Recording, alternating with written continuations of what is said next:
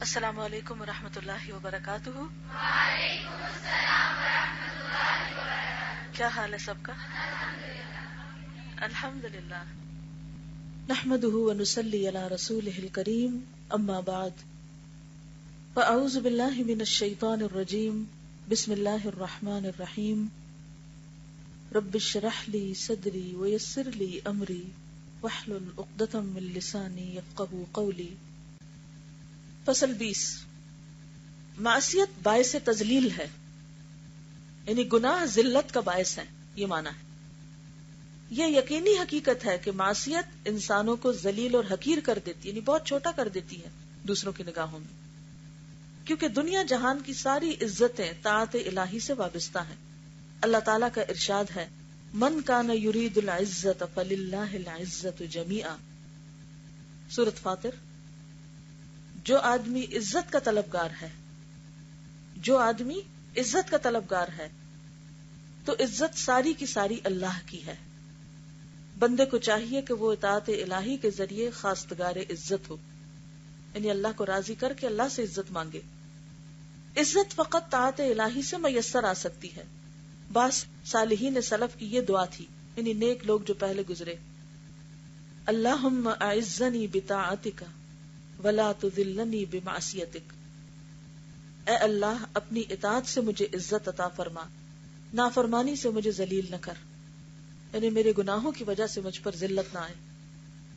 اسی لیے ہم کہتے ہیں نا، وَنَعُوذُ بِكَ مِن شُرُورِ أَنفُسِنَا وَسَيِّئَاتِ أَعْمَالِنَا، اے اللہ ہم تیری پناہ میں اپنے آپ کو دیتے ہیں اپنے نفسوں کے شر سے اور اپنے اعمال کے برے اثرات سے۔ سیئات اعمالنا، برے اعمال کے جو وبال ہے، یا اللہ ان سے تو ہمیں بچا۔ تو گناہوں کا وبال آخرت کے علاوہ دنیا میں بھی انسان کو دیکھنا پڑتا ہے، اور اسی وبال کا ایک نتیجہ ہے کہ انسان ذلیل ہوتا ہے۔ حضرت حسن بصری کا ارشاد ہے کہ لوگ اگرچہ قوی اور خوبصورت خچروں پر سوار ہو کر دوڑتے پھریں، یعنی بڑی بڑی گاڑیوں میں بیٹھ کر جائیں، کھر بجاتے پھریں، یعنی گھوڑوں پہ سوار ہو کے اس کے کھروں کی آواز ہوتی ہے نا، اور ان کی تیز رفتاری پر فخر اور نخوت کے ڈھول پیٹتے رہیں، لیکن گناہوں کی ذلت جو ان پر لازم ہو چکی وہ کبھی دور نہیں ہو سکتی۔ یہی چیز آپ دیکھیں کہ بعض اوقات لوگ بڑی بڑی گاڑیوں پہ سوار ہوتے ہیں، آگے پیچھے ہارن بج رہے ہوتے ہیں، ان کے لیے رستے بلاک کر دیے جاتے ہیں، اور بظاہر ایک شان و شوکت کا جلوس ہوتا ہے، لیکن جو لوگ اس جلوس کو دیکھتے ہیں ان میں سے کتنے لوگ ان سے مروب ہو رہے ہوتے ہیں؟ بتائیے، کتنے لوگ ان کو دعائیں دے رہے ہوتے ہیں؟ جی، بد دعائیں دے رہے ہوتے ہیں۔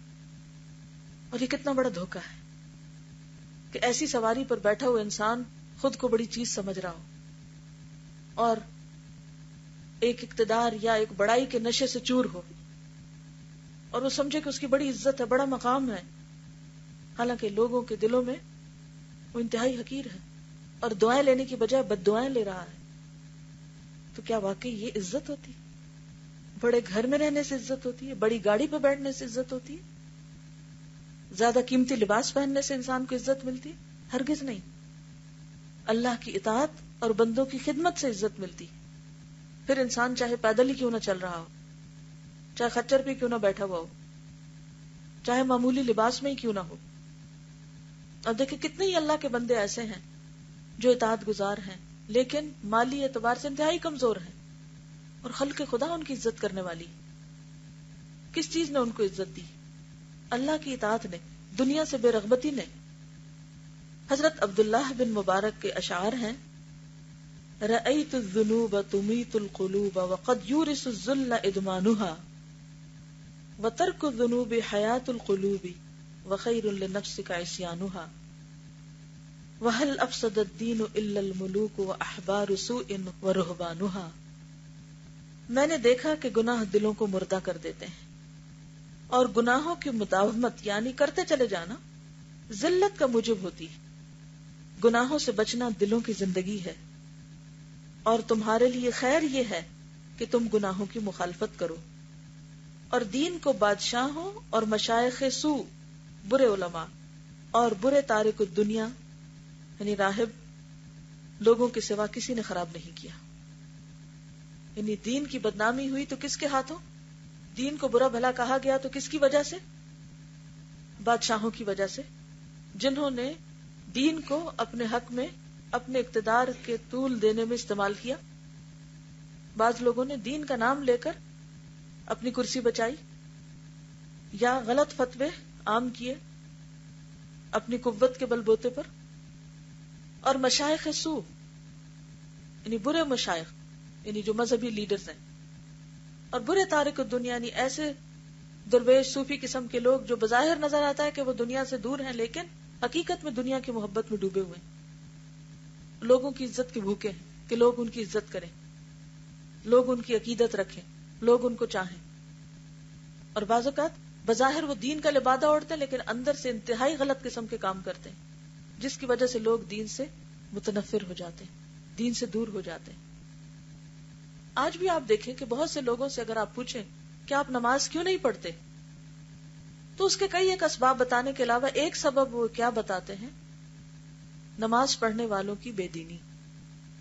کہ جاؤ تم, ہم نے دیکھے ہیں بہت سے نماز پڑھنے والے کیا کرتے ہیں وہ نماز پڑھ کر. بہت سے لوگ حجاب کیوں نہیں پہنتے, کس وجہ سے؟ بولیے نا, بتائیے. جی ہاں, جو لوگ حجاب پہن کر غلط کام کرتے ہیں پھر وہ حجاب کو بدنام کر دیتے ہیں. اور کس چیز سے؟ قرآن پڑھنے سے کئی لوگ دور بھاگتے ہیں. کس وجہ سے؟ کہ انہیں قرآن سے محبت نہیں. قرآن سے محبت ہے لیکن ان کا واسطہ کچھ ایسے لوگوں سے پڑتا ہے جو قرآن پڑھ کر انتہائی غلط قسم کے کام کرتے ہیں یا انتہائی بدتمیز اور بد اخلاق ہوتے ہیں. تو لوگ کہتے ہیں کہ یہ ہیں قرآن پڑھے ہوئے لوگ, ہم ان کے بغیر ہی اچھے, ان سے تو ہم اچھے ہیں. ہم نے نہیں پڑھا لیکن ہمارا اخلاق تو اچھا ہے, ہمارے معاملات تو اچھے ہیں. تو اس میں غلطی قرآن کی تو نہیں, لیکن بدنام انہوں نے کس کو کیا؟ دین کو کیا, قرآن کو کیا.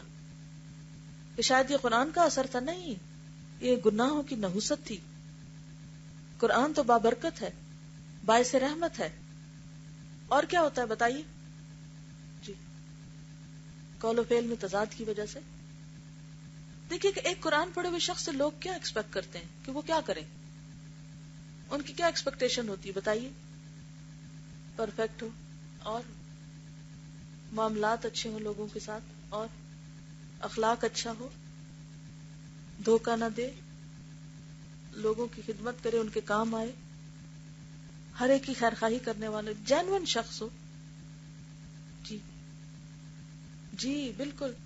بعض اوقات قرآن پڑھے ہوئے لوگوں کے دل کے اندر یہ بڑی خواہش ہوتی ہے کہ وہ لوگ ان کی عزت کریں, اور اگر نہ کرے کوئی تو ناراض ہوتے ہیں اس سے. جی, محسنین میں سے ہو. جی, ان کے دل نرم ہو, رویے نرم ہو, وعدے کی پابندی, جو کچھ قرآن کی تعلیم ہے وہ چاہتے ہیں کہ ان کے اندر ان کو عملی طور پہ نظر آئے. اب آپ دیکھیے کیا ہم ایسے ہیں, کیا ہم قرآن کا صحیح عکس پیش کر رہے ہیں؟ اب دیکھیں کہ جیسا شیشہ ہوتا ہے نا ویسا ہی اس کا عکس ہوتا ہے. اگر شیشہ صاف ہو تو اس کا عکس کیسا ہوتا ہے؟ صاف, شفاف. اور اگر وہ دھندلا ہو تو عکس بھی ویسا ہی ہوتا ہے. جیسے ہم ہوتے ہیں نا تو قرآن کا نور اسی طرح ہم سے ریفلیکٹ ہوتا ہے. وہ تو نور ہے, سورج تو سورج ہے, لیکن صاف پانی پہ پڑتا ہے تو چمکدار قسم کی روشنی نکلتی, اور اگر میلے پانی پہ پڑتا ہے تو گدلی. تو بات یہ ہے کہ جو آخر میں بات ہو رہی تھی کہ سب سے زیادہ دین کو نقصان خود دین والوں نے دیا ہے, دین کے غلط نمائندوں نے.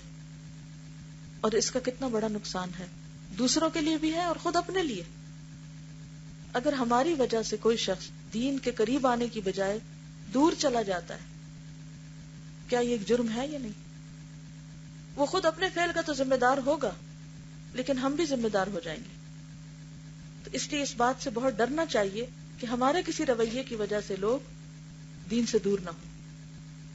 یہ کہتے ہیں کہ انہوں نے کسی کو قرآن پڑھنے کے لیے کہا تو ان کا نہیں, میری ایک جاننے والی انہوں نے پڑھا, وہ بہت ریجڈ ہو گئی, تو بہت ریجڈ بنا دیتے ہیں. یہ کیوں ہوتا ہے؟ اس لیے ہوتا ہے کہ ہم کچھ چیزوں کے اندر اتنی شدت اختیار کر لیتے ہیں اور وہ بھی ہماری ناسمجھی ہوتی. تو بے حد ضروری ہے کہ ہم اپنے اپنے رویوں پر غور کریں. اگر لوگ دین سے دور ہو رہے ہیں تو کیوں؟ لوگ ہماری عزت نہیں کرتے تو کیوں؟ دین والوں کا مذاق اڑایا جاتا تو کیوں؟ اور اس میں دو پہلو ہے نا. ایک تو یہ ہے کہ جو اللہ کے دشمن ہے, رسول کے دشمن ہے, دین کے دشمن ہے, ان کی اپنی ایک مخصوص زبان ہے.